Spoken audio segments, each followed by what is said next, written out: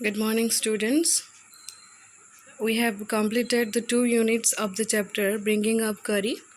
Bringing Up Curry का जो पहला 2 units है हमने कंप्लीट कर लिया है, जिसमें हमने देखा कि कैसे यूनिट 2 में देखा कि कैसे वो बनाना चोरी कर रहा है और राइटर उसे कैसे पकड़ते हैं, और पहले यूनिट में देखा कि उसने कैसे एक बच्चे को बचाया। सो यूनिट 3 में देखेंगे कि उसे राइटर कौन से ऐसे ट्रेनिंग्स दे रहे हैं जिसकी वजह से वो एक ट्रेंड एलिफेंट बन रहा है। सो हम देखेंगे यूनिट 3। करी is a fast learner.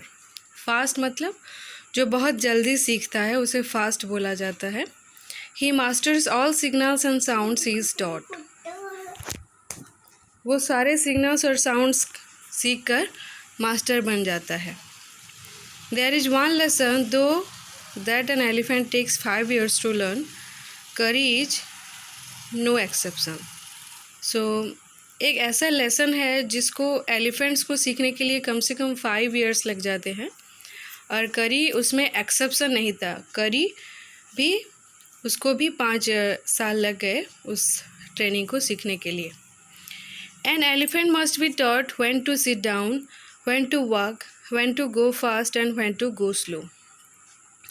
So her elephant को सिखाना पड़ता है कि कब बैठना है, कब चलना है, कब जल्दी चलना है, कब स्लो चलना है। You teach him this things as you teach a child. आप जैसे बच्चे को कुछ सिखाते हो उसी तरह एलिफेंट्स को भी सिखाना पड़ता है। इफ़ यू से धाट and pull him by the ear he will gradually learn to sit down. So आप अगर धाट बोलोगे और उसके कानों को खींचोगे तो वो धीरे धीरे ग्रेजुअली मतलब स्लोली वो बैठना सीखेगा। सिमिलरली इफ़ यू से माली and pull his trunk forward he will gradually learn that it is the signal to walk. अगर उसी तरह आप अगर माली बोलोगे और उसके ट्रंक को आगे की तरफ खींचोगे, फॉरवर्ड मतलब आगे की तरफ, तो वो धीरे धीरे क्या सीखेगा कि उसको पता चलेगा कि वो चलने का सिग्नल है। करी लर्न माली after 3 lessons but it took him 3 weeks to learn धाट। सो करी को माली सीखने के लिए सिर्फ 3 बार ही सिखाना पड़ा, 3 lessons, लेकिन धाट सीखने के लिए उसको 3 weeks लग गए। He was no good at sitting down. उसको वो अच्छी तरह से बैठना उसको नहीं आता था। And do you know why an elephant should be taught to sit down. Writer बोल रहे हैं कि आपको पता है क्या कि हमें एलिफेंट्स लोगों को बिठाना क्यों सिखाना चाहिए। Because he grows taller and taller then you who take care of him, so that when he is 2 or 3 years old you can only reach his back with a ladder. So उसको बैठना इसीलिए सिखाना ज़रूरी है कि elephants grow taller and taller. वो बहुत जल्दी जल्दी टॉल होते जाते हैं, और जो उनकी केयर कर रहा होता है, जो उनको बढ़ाता है, वो छोटा ही रहता है। सो जब उसको 2 या 3 साल होते हैं किसी एलिफेंट को, तो उसके बैक को चढ़ने के लिए एक लैडर, एक सीढ़ी की ज़रूरत पड़ सकती है। It is therefore better to teach him to sit down by saying that so that you can climb up on his back. So इससे अच्छा है कि हम उसे धाट बोलकर बैठना सिखा दें और उसके बैक को क्लाइंब करके चढ़ के उसके बैक तक पहुंच सकें। For who would want to carry a ladder around all the time?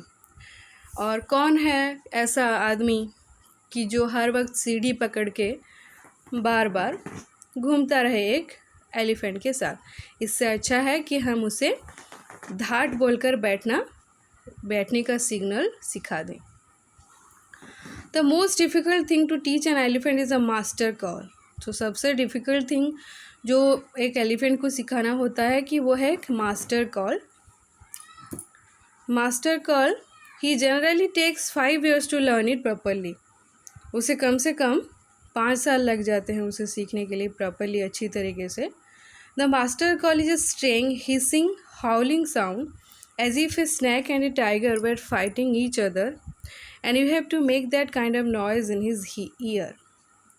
तो मास्टर कॉल क्या है? ये एक हिसिंग और हाउलिंग साउंड है, जैसे कि एक स्नैक और टाइगर फाइट कर रहे हैं एक साथ, और आपको वो हिसिंग और हाउलिंग साउंड उसके कानों में करना होता है.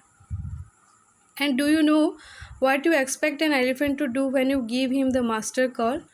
और राइटर बोल रहे हैं कि क्या आपको पता है कि आप एक एलिफेंट को अगर मास्टर कॉल दोगे तो वो क्या करेगा? If you are lost in the jungle and there is no way out and everything is black except the stars above, you dare not stay very long anywhere.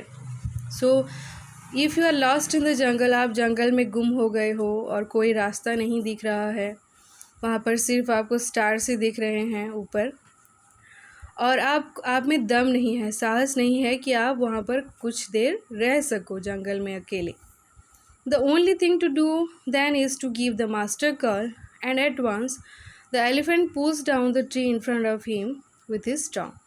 So उसी वक्त आपको master call देना होता है, जिसकी वजह से elephant क्या करता है, वो अपने सामने का जो ट्रीज़ होता है उसको पुल डाउन करता है, जैसे कि इस पिक्चर में दिखाया गया है. अपने ट्रंक से सारे ट्रीज़ को वो उखाड़ देता है. This frightens all the animals away. उसकी वजह से सारे जो एनिमल्स होते हैं जंगल में आसपास वो डर जाते हैं.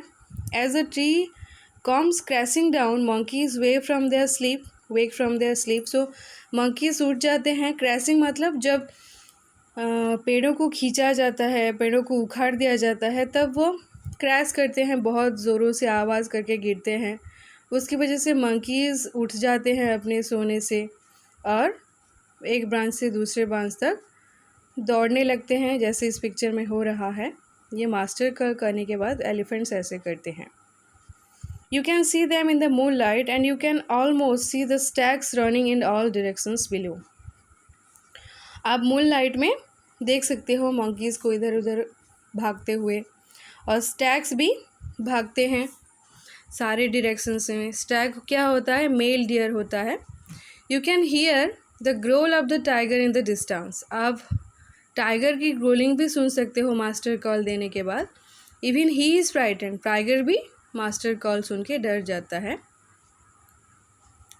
Then the elephant pulls down the next tree and the next end the next. उसके बाद एलिफेंट क्या करता रहता है? वो पुल खींचता रहता है, उखाड़ता रहता है सारे पेड़ों को.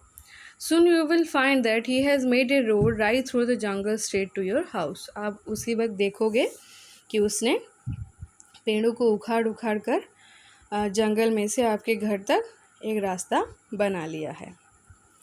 Okay students, this is all about your chapter. We shall see the question answer now.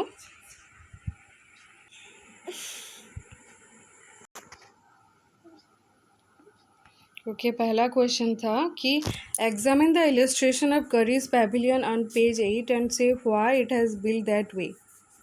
उसके पैविलियन को ऐसे क्यों बनाया गया था?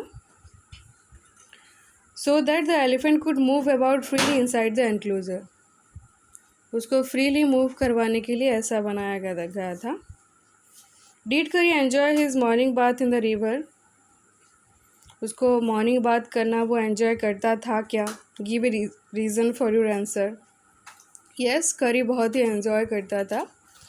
वो पानी में बहुत टाइम तक पड़ा रहता था. Lay down on the sand bank while the nighter rubbed him with the clean sand of the river for an hour. 1 घंटे तक उसे रब करते थे. His skin would shine like ebony on coming out from water, and he would squeal with pleasure as the narrator rubbed water down his back. Finding good tricks for Curry took a long time. Why? क्योंकि अगर वो mutilated हो जाते थे तो उनको पसंद नहीं होता था एलिफेंट्स को. The narrator would climb all kinds of trees to get the most delicate and tender twigs for him. You have to cut down the twigs without mutilating them. The hatchet needed to be very sharp, and it would take him half an hour to sharpen the hatchet. आधा घंटा उनको वो instrument को sharpen करने में लग जाता था. Why did Curry push his friend into the stream? Curry pushed his friend, the narrator, into the stream because There was a boy lying flat at the bottom of the river and he wanted him to save the drowning boy. उसने push कर दिया क्योंकि वो चाहता था कि narrator उस बच्चे को बचाएं जो कि रिवर में बहुत नीचे डूब रहा था. Curry was like a baby. What are the main points of comparison? बच्चों की तरह ऐसे कौन से क्वालिटीज़ करी में थे? Curry was like a baby, as it had to be trained to be good, as if it was not told when it was naughty. It was off to more mischief than ever. उसको training देना पड़ता था अच्छा होने के लिए, और अगर ना बताया जाए तो वो बहुत ही ज़्यादा मिस्चीफ होता जाता था, बहुत ही ज़्यादा दुष्ट होता जाता था. Curry helped himself to all the bananas in the house without anyone noticing it. How did he do it? वो कैसे सारे बनानास खुद ही खा लेता था बिना किसी के नोटिस किए हुए. Large plates of fruits used to be kept on a table near a window in the dining room of the narrator's house. Curry would put his trunk in through this window and pick up all the bananas kept in the plate. He would then eat the stolen bananas in his pavilion. वो अपने trunk के जरिए उनको लेके जाता था और Pavilion में बैठ के खाता था. इसी वजह से किसी को पता नहीं चलता था कि कौन लेके जा रहा है. Curry learned the commands to sit and to walk. What were the instructions for each command? Instructions क्या थे? धाट था और माली था. धाट बोलने पर वो बैठता था और माली बोलने पर वो आगे चलता था. What is master call? Why is it the most important signal for an elephant to learn? ये एक स्ट्रेंज हिसिंग और हाउलिंग साउंड है, जैसे कि एक स्नैक और टाइगर फाइट कर रहे हैं, अभी हमने पढ़ा. ये उसके कानों में करना पड़ता है. It is the most important signal for an elephant to learn because if one is lost in the jungle and there is no way out, the only thing to do then is to give the master call. अब अगर जंगल में खो गए हो और कोई रास्ता नहीं है आपके पास, तो आपको एक ही बात करनी होती है कि मास्टर कॉल देना होता है, जिसकी वजह से वो सारे ट्रीज़ को पुल डाउन करेगा एक के बाद एक अपने ट्रंक में. उसकी वजह से क्या होता है कि सारे एनिमल्स भाग जाते हैं डर के, और दूसरा होता है कि आपके घर तक वो एक रास्ता भी बना लेता है. ओके स्टूडेंट, आपके यहाँ पर क्वेश्चन आंसर डिस्कशन भी एंड होते हैं. This is all about the chapter bringing up Kari. Thanks for watching the video. Bye. Thank you.